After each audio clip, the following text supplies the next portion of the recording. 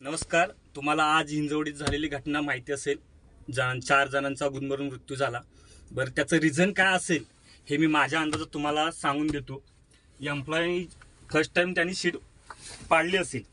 त्याच्यानंतर एम्प्लॉईला ही गोष्ट समजली नाही की इथे जे 2 लॉक आहेत त्याच्यामधील लॉक कोणता ओपन करायचा आहे हे त्यांना समजलं नाही. त्यांनी फर्स्ट लॉक ओपन न करता त्यांनी सेकंड लॉक ओपन केला. त्याच्यामुळे दरवाजा ओपन व्हायचे चान्सेस पूर्णतः त्यांचे बंद झाले. दरवाजा नेहमी ओपन करताना